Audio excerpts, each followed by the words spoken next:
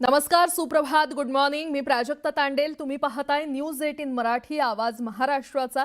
सकाळच्या पहिल्या बातमीपत्रामध्ये आपलं सगळ्यांचं स्वागत. सुरुवातीला एक मोठी बातमी. उपमुख्यमंत्री सुनेत्रा पवारांच्या बीड दौऱ्यावेळी पत्रकार परिषदेवरून झालेल्या वादाचं खापर धनंजय मुंडे पत्रकारांवर फोडण्याचा प्रयत्न करतायत. सुनेत्रा पवारांचं निवेदन संपल्यानंतर न्यूज 18 मराठीचे प्रतिनिधी सुरेश जाधव यांनी उपमुख्यमंत्री सुनेत्रा पवारांना प्रश्न विचारला, पण त्यांना मध्येच थांबवून धनंजय मुंडेंनी पत्रकार परिषद आटोपती घेतली. या पत्रकार परिषदेचा व्हिडिओ व्हायरल झाला. काँग्रेसनं तोच व्हिडिओ सोशल मीडियावर पोस्ट करत टीका देखील केली. तसंच काँग्रेसनं धनंजय मुंडेंच्या याच कृतीला हुकुमशहा म्हणत धनंजय मुंडेंवर टीका केली होती. मात्र धनंजय मुंडेंनी या दोन्ही मुद्द्यांवरून प्रश्न विचारणाऱ्या पत्रकारांनाच जबाबदार धरण्याचा प्रयत्न केला. पण जनतेच्या जिव्हाळ्याचे प्रश्न विचारणं हे पत्रकाराचं काम आहे. न्यूज 18 मराठीच्या प्रतिनिधींनी बीडमधील कायदा आणि सुव्यवस्थेच्या मुद्द्यावरून प्रश्न विचारला होता. कदाचित धनंजय मुंडेंना तो रुचला नसावा, म्हणूनच त्यांनी या सगळ्या प्रकरणाचं खापर पत्रकारांवर फोडण्याचा प्रयत्न केला. मात्र धनंजय मुंडे पत्रकारांनी प्रश्न विचारणं गुन्हा आहे का? पत्रकारांनी प्रश्न विचारल्यावर वातावरण खराब होतं का? याचं जरा उत्तर द्या.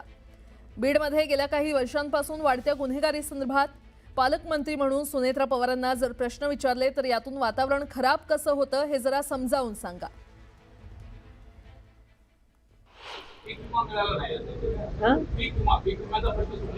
तर त्यासंबंधी सुद्धा आमची काल चर्चा झाली आणि पुढील कारवाई करण्यासाठी मी तशा सूचना दिलेल्या आहेत. कायदा सुव्यवस्थेचा प्रश्न आहे. सुरेश कायदा सुव्यवस्थेचा प्रश्न आहे. सुरेश आभार.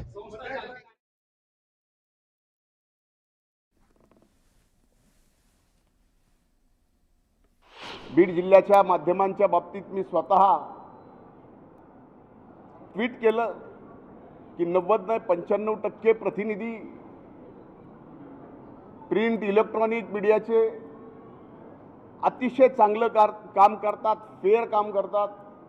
पण काही मंडळींना मात्र बीड जिल्ह्याचं वातावरण सहजासहजी निवळू द्यायचं नाही. जातीपातीचं ज्या पद्धतीचं राजकारण चालू ठेवायचं आहे त्याच्यासाठी ते तुझबरही त्यांचे प्रयत्न कमी पडू देत नाहीत. उपमुख्यमंत्री पदावरची व्यक्ती जर पत्रकारांचे प्रश्न घेत नाही आणि उपमुख्यमंत्री पदावरील व्यक्ती एक आमदाराला ज्यांच्या प्रतिमेच्या अनुषंगाने आधीच सांगितलं त्यांना त्यांच्याकरवी पत्रकारांना चूप बसवतात, हे लोकशाहीला आणि एकंदरीत समाज जीवनाला अशोभनीय आहे. तिथं असणारे स्थानिक जे नेते आहेत, जे आता तालुक्यापुरते राहिलेले आहेत, त्यांनी त्या पत्रकाराला अतिशय वाईट पद्धतीने, जसं की काय ते स्वतः एक गुंड आहेत अशा टोनमध्ये गप्प बसायला लावलं, शांत बसायला लावलं.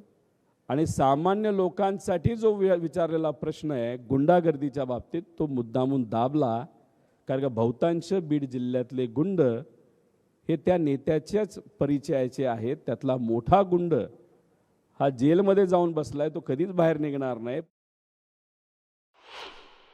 माझं तर पत्रकारांना विनंती आहे, तुम्ही सर्वांनी या गोष्टीचा निषेध केला पाहिजे की एक पत्रकारांनी योग्य प्रश्न विचारून सुद्धा गुंडासारखी दमदाटी करून पत्रकारांचा आवाज हा त्या ठिकाणी दाबण्याचा प्रयत्न हा मुंडेंकडनं त्या ठिकाणी झाला.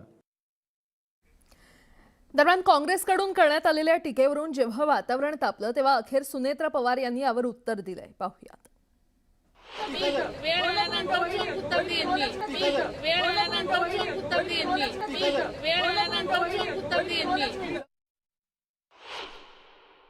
नाही, हे खूपच खराब बाब आहे. ती आज म्हटली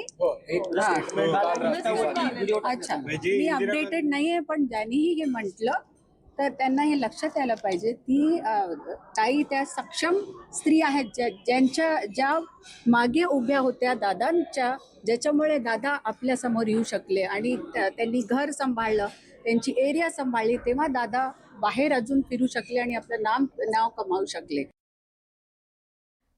शिवसेना पक्षाचं नाव आणि धनुष्यबाण या निवडणूक चिन्हाच्या वादावर आज सर्वोच्च न्यायालयात महत्त्वपूर्ण सुनावणी होणार आहे.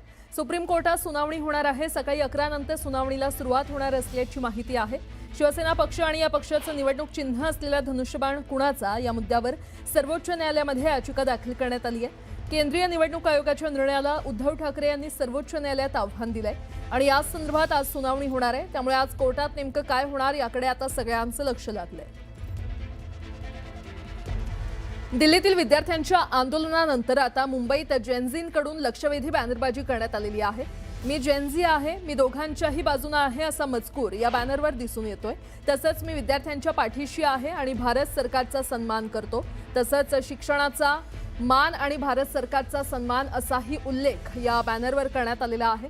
मुंबईत ठिकठिकाणी जेनझींकडून हे पोस्टर लावण्यात आलेले आहेत। या बॅनरची जोरदार चर्चा सध्या सुरू आहे।